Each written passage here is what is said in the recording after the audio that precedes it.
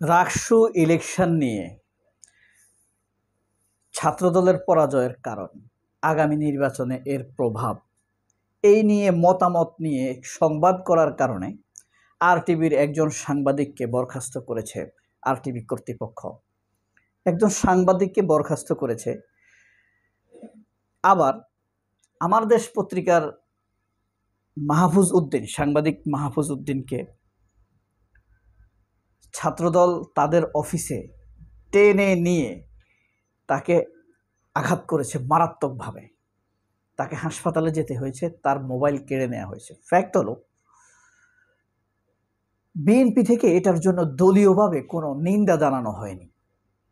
এটা খুব দুঃখজনক। কিন্তু বাংলাদেশের যখন চরম দুঃসময়, তখন এই আমার দেশ মাহমুদুর রহমান বিএনপির পক্ষে, সত্যের পক্ষে দাঁড়িয়েছিল। বিএনপি না, সত্যের পক্ষে দাঁড়িয়েছিল।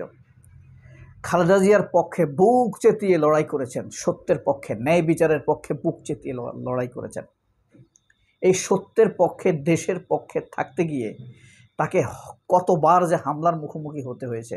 তার উপরে হাতুড়ি মারা হয়েছে তার গাড়িতে, জানেন কিনা? পেছন থেকে হাতুড়ি মেরে যেন আঘাত করার, মাথায় আঘাত করার জন্য পেছনের গ্লাস ভেঙে দেওয়া হয়েছে তার বাড়ির সামনে যখন গাড়িতে উঠেছে। তাকে অফিস থেকে, পত্রিকার অফিস থেকে গ্রেপ্তার করেছে। বাংলাদেশের সব সাংবাদিক, সম্পাদক আওয়ামী লীগ আইন এক ছিল। আমার দেশ পত্রিকার অফিস চারপাশ থেকে ঘিরে ফেলেছে।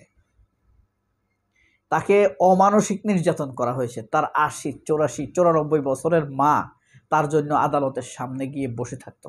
আমি নিজে দেখেছি বসে বসে তবজি গুনত তার মা। আল্লাহ বেহেশত নসিব করুক, কিছুদিন আগে মারা গেছে। তিনি কিন্তু তার মায়ের একমাত্র সন্তান, তার আর কোনো বোন নেই, ভাইও নেই। তো এমন অত্যাচার করেছে কেন? সত্যের জন্য।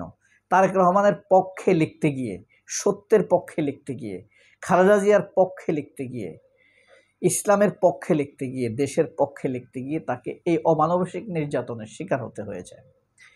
সেটার জন্য তারেক রহমানও কোনো দুঃখ প্রকাশ করেনি। তবে আনন্দের বিষয় হলো, আমার কাছে ভালো লাগছে, এই যে ডাকসুতে নির্বাচিত আমাদের ভিপি সাদিক কায়েম, তারপর মুক্তিযুদ্ধ বিষয়ক সম্পাদক ফাতেমা আঞ্জুম তাসনিম জুমা, পিনাকি ভট্টাচার্য, তারা এবং সাদ্দাম হোসেন, ছাত্র শিবিরের কেন্দ্রীয় সেক্রেটারি নুরুল ইসলাম সাদ্দাম, অনেক জ্ঞানী লোক। তো জুমা বলেছেন যে আমার দেশে পত্রিকার উপরে হামলা, সাংবাদিকতার হামলা, এটা বিস্ময়কর। তাও যেই রাজনৈতিক দলটি এতদিন ছিল মজলুম, যাদের কথা আমার দেশ লিখত, যেই মজলুমদের কথা, সেই মজলুমরা এখন জালেমে পরিণত হয়ে এই সাংবাদিকের উপর হামলা করেছে। এর নিন্দার ভাষা জানাবো কিভাবে? এর বিচার চাইব কার কাছে? আর পিনাকি ভট্টাচার্য আরটিভি এবং মাহফুজুল ইসলাম দুটার কথাই লিখেছেন। আরটিভিকে তিনি সময় বেঁধে দিয়েছেন, এই নির্দিষ্ট সময়ের মধ্যে যেন আরটিভি তাদের এই সাংবাদিককে চাকরিতে ফিরিয়ে নেয়। এই সাংবাদিকের টার্মিনেশন লেটারের মধ্যে কোনো কারণ লেখা হয়নি কেন তাকে টার্মিনেট করা হয়েছে। অথচ আপনি যদি এটাকে টার্মিনেশনের 23 ধারা বলে, কারণ দর্শানো ব্যতীত আপনি যদি কাউকে টার্মিনেট করেন, লেবার ল মোতাবেক আপনাকে তাকে চাকরি না হওয়া পর্যন্ত পূর্ণ বেতন দিতে হবে,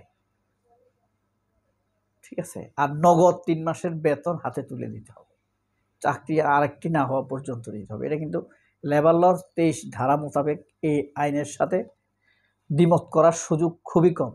আপনি লেবার লতে মামলা করে যদি কাউকে কন্ট্রাক্ট দিয়ে দেন, কোনো লয়ারকে, ভাই তুমি যা উদ্ধার করতে পারো আমাকে অর্ধেক দিও, তুমি অর্ধেক নিও, তাও 20 লক্ষ 30 লক্ষ টাকা নেমে যাবে।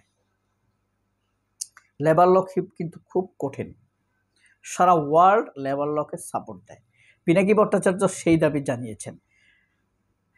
আপনার সাদেক কায়েম কঠিন প্রতিবাদ জানিয়েছেন সাংবাদিকের উপরে হামলার, আমার দেশ পত্রিকার মাহফুজ উদ্দিনের উপরে হামলার কারণে। মাহফুজ উদ্দিন গুরুতর আহত হয়েছেন, তার ফোন ভেঙে ফেলা হয়েছে।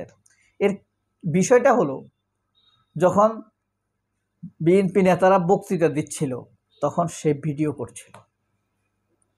যাই হোক, এরপরে আপনার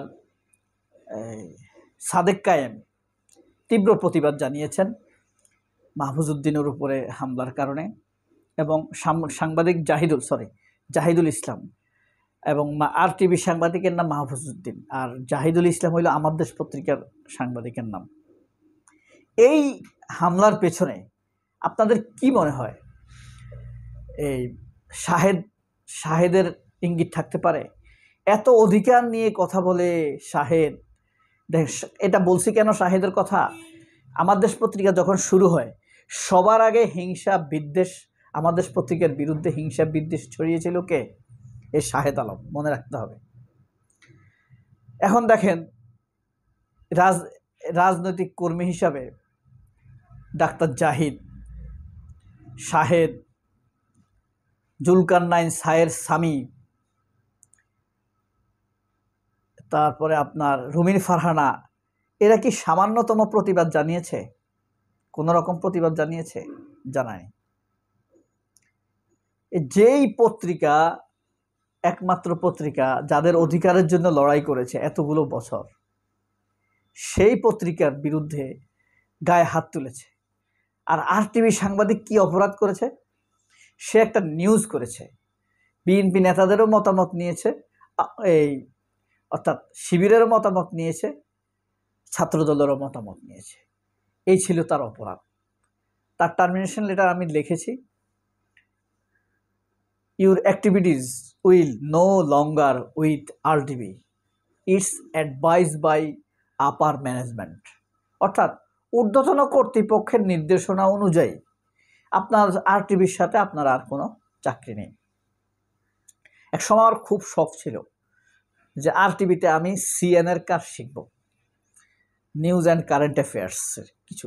পয়সা লাগবে না, আমি গিয়ে 3 মাস 6 মাস যাব তাদের ওখানে, কারেন্ট নিউজ অ্যাফেয়ার্সের কাজ শিখব। খুব শখ ছিল, একটা মোটামুটি ওয়েল ফার্নিশড মিডিয়া হাউস। এখন তো সেটা একরকম প্রতিরক্ষার জন্য দখল হয়ে গিয়েছে। তো এই যে সাংবাদিকদের উপর হামলা, এটা কি আওয়ামী ছায়া পড়েছে বিএনপির উপরে, নাকি তারা আসলে আমার দেশকে বন্ধ করতে চায়? বিএনপি ক্ষমতায় আসলে কি হবে? আমার দেশ পত্রিকা কি বন্ধ হয়ে যাবে? বন্ধ করে দিবে?